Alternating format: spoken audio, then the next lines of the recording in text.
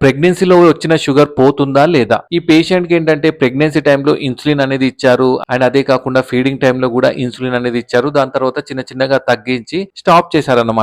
అయితే 6 మంత్స్ తర్వాత హెచ్‌బీఏవన్సీ చేస్తే చూడండి కంప్లీట్‌గా నార్మల్ ఉంది. టాబ్లెట్స్ వాడకపోయినా, ఇన్సులిన్ తీసుకోకపోయినా కంప్లీట్‌గా నార్మల్ ఉంది. అయితే మరి ప్రెగ్నెన్సీలో వచ్చిన షుగర్ కంప్లీట్‌గా పోవాలంటే ఏం చేయాలో చెప్తా వినండి. అన్నిటికంటే మెయిన్ ఏంటంటే మీ వెయిట్ అనేది నార్మల్ లెవెల్స్‌కి రావాల్సి ఉంటుందన్నమాట. మీ నార్మల్ BMI లెవెల్స్‌కి రావాల్సి ఉంటుంది. సెకండ్ ఏంటంటే మీరు డైట్‌లో గూడా మంచి ప్రోటీన్ డైట్ అనేది తీసుకోవాలి. కార్బ్స్ అనేది కొంతవరకు తగ్గించాలి. అండ్ హెల్తీ ఫ్యాట్స్ తీసుకోవాలి. అంతేగాని ఈ మిల్క్ రావడానికి అని చెప్పి మైదా ఐటెమ్స్ ఈ బ్రెడ్ గాని అవి ఇవి తీసుకోవాల్సిన అవసరం ఏం లేదు. మంచి ప్రోటీన్ తీసుకుంటే మిల్క్ ప్రొడక్షన్ గూడా మంచిగా ఉంటుందన్నమాట.